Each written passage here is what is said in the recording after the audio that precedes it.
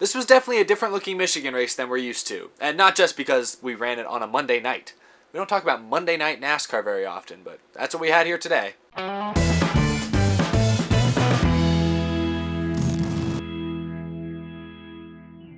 How's it going, everyone? My name is Eric, and welcome to Out of the Groove. Late night, Monday night edition, also the second episode I've uploaded. Earlier today, I uploaded a video where I talked about Greg Biffle's win at Texas and Hailie Deegan's controversial win in the K&N Series. So if you missed that, go check that episode out. But today, in this episode right here, at least tonight, I'm going to be talking about the Michigan race. I'm going to be telling you guys what I liked about the race, what I didn't like. We're going to talk about the aero package a little bit. I know Kyle Busch won't talk about the package, but we're going to talk about it here because I thought what we saw here at Michigan was different than what we've seen at any other track this year with this package. I'm going to look at the top finishers, top results. We'll talk about the winner. We'll talk about how the finish might have been slightly controversial, and we'll go from there. Sounds like a full show there. I don't want to waste y'all's time, so let's just jump right in and talk about the top finishers from tonight's, or the late this afternoon's race. Joey Logano gets the win, his second win of the year.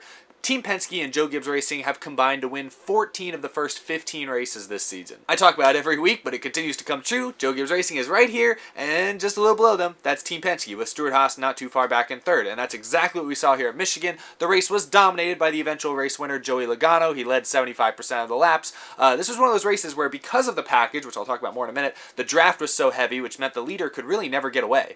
I don't think the leader ever had more than maybe a 1 second lead. There's one point towards the end where Logano had a 1 second lead, but pretty quick, Martin Truex Jr. and Kurt Busch ate that lead up and caught him again. So the leader really could never get away. So it looked like Joey Logano was right there for someone to get. All race long, it felt like, oof, with just a little more speed we could get around him. But ultimately, no. I don't think anyone was ever that close to beating Joey Logano. Kevin Harvick was probably the closest driver. You saw he bounced back. His pit crew put him in a big hole early. Kevin Harvick's pit crew is just a running joke at this point. They are terrible.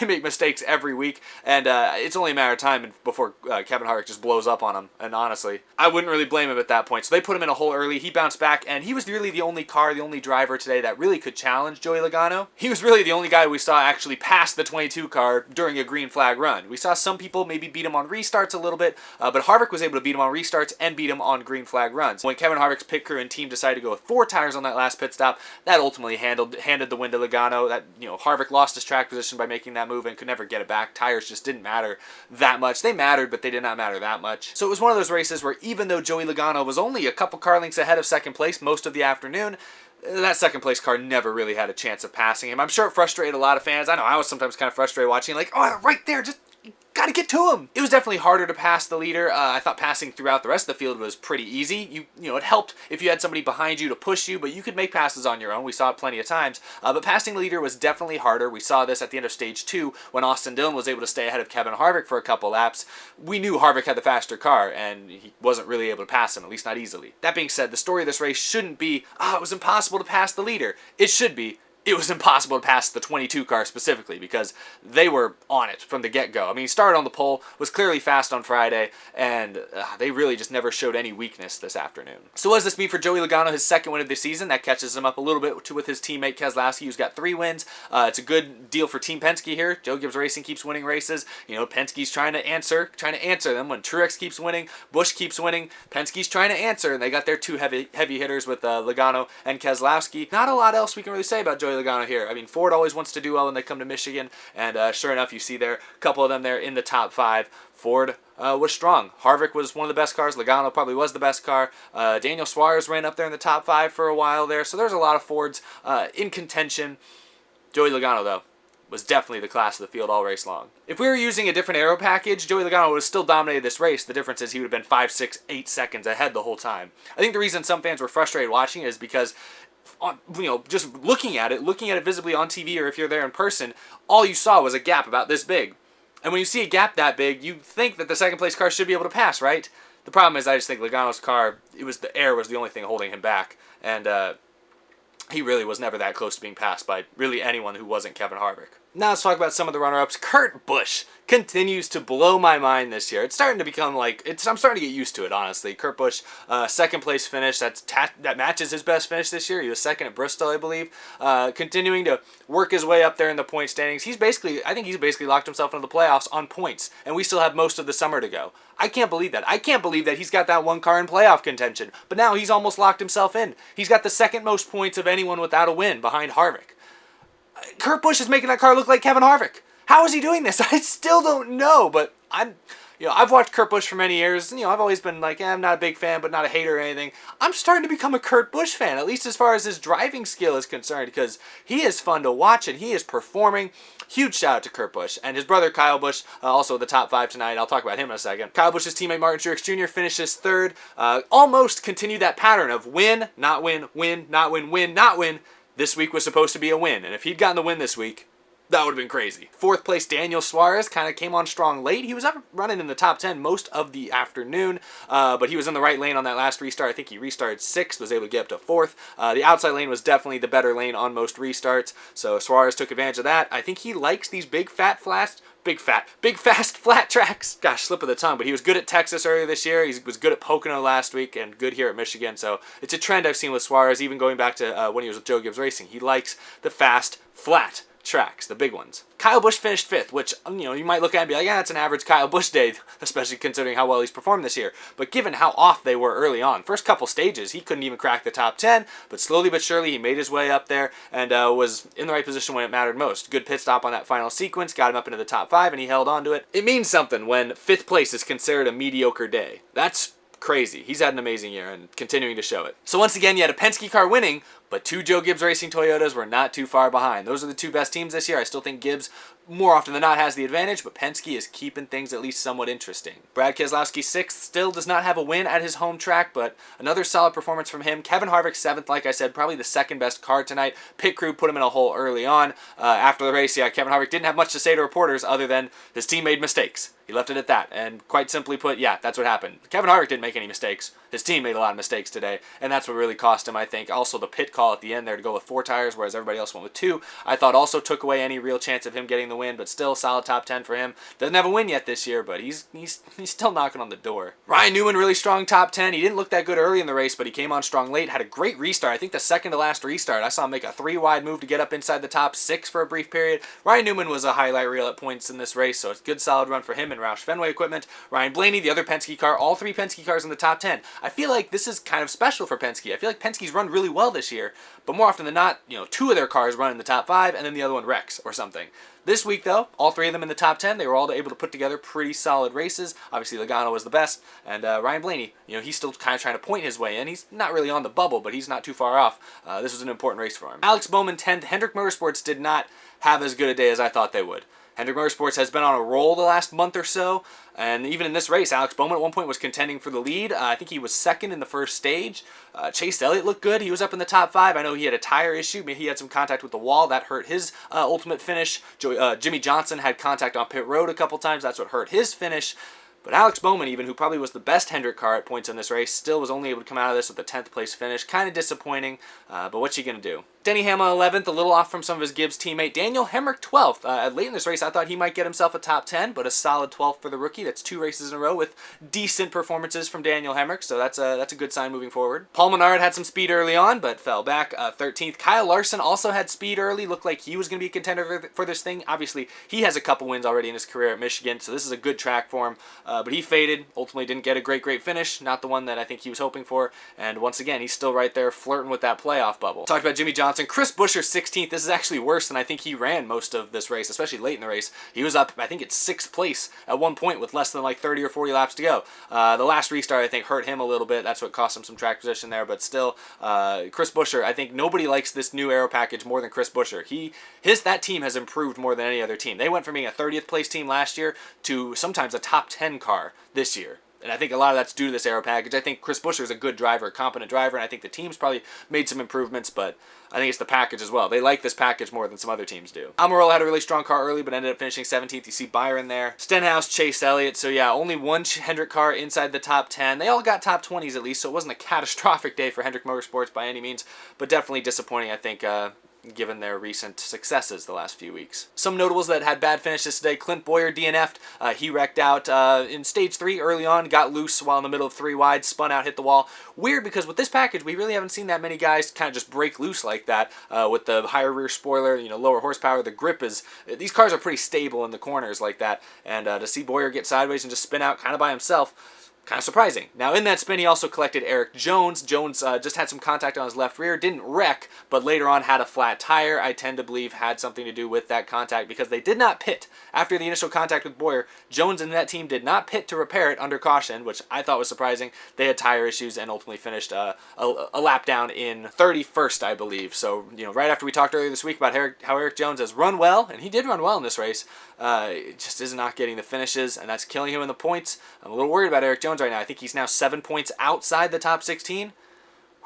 Bubba Wallace, I think, finished 28th. He actually was running up inside the top 15 late in this thing before he had a tire issue. He had a tire go down, finished 28th. Also Austin Dillon slapped the wall, finished 26th in this thing, so tough break for him. He looked like he was going to maybe have a strong performance. He actually won stage 2, so I thought Austin Dillon might make up some points, but alas, he did not. So anyway, yeah, those are the top finishers, the most notable finishers from this race. Let's talk about the race itself, because now we got the Groovy Gauge coming up in just a moment. After the racing we saw at Kansas and the Coke 600, I talked about how this package really makes everything look more like a momentum race. And I got some comments, some questions asking like, well, what do you mean by a momentum race? Michigan right here perfectly exemplified what a momentum race looks like. Because these cars are running lower horsepower, they don't have as much acceleration. The throttle response is not there. When you ease off the gas heading into the corner, then hit the gas to fire off the corner, with these lower horsepower engines, you don't really feel that boost as much if you're the driver. And so as a result, since most of the drivers are afraid to lift off the throttle for more than just a split second at a time, it becomes a momentum race. Because if you do have to lift for whatever reason, you have to dodge someone who's really loose, you have to get under a lap car, you maybe miss the corner a little bit. If you have to lift for any reason, since nobody else is lifting with this package, or at least not lifting very much, you're likely going to lose a few spots. You're going to lose a ton of momentum. The Michigan race we saw here today kind of looked like a baby Daytona race, which coming into this season, we didn't really expect to see that at that many tracks. I think of the tracks that we thought it could happen, Michigan was top of the list. We thought the mile and a halfs would see some drafting come into play, which they have, but we didn't expect them to look like Daytona, and they have not looked like Daytona. Michigan today, though, did kind of look like a baby Daytona. And for the reason that it's a momentum race. At Daytona, Talladega, you don't really lift at all. You're gas and go the whole time. So if you do have to lift, you're going to lose a ton of momentum, you're going to lose a ton of spots. The draft is key. Michigan perfectly exemplified what a momentum race looks like on a non-super speedway track. And here's the thing NASCAR fans have to decide for themselves. Do you like momentum races like this? Are you at least okay with them? Or do you really not like them? And I think a lot of fans are still kind of sitting on that fence. There's very vocal fans, of course, on either side. Plenty of fans that say they hate it, other fans that say they love it. Neither side, in my opinion, is always giving the best reasons as to why they love or hate this type of racing.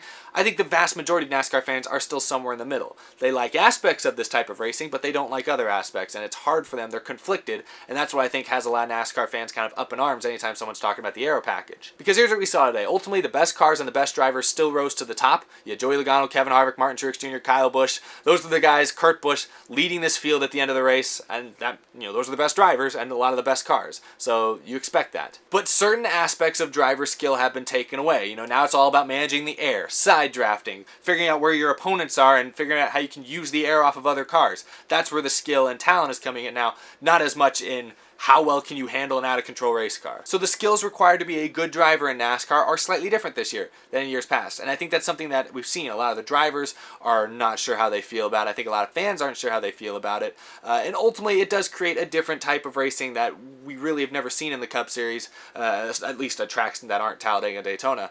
And it's going to be hard for fans, I think, to get fully used to this if this continues to be a long-term thing. But focusing on this race here today, the draft came into play significantly. Side drafting was key. It really was all about the air. It was all about momentum. It was all about, trying not to lift at all or as little as you possibly could.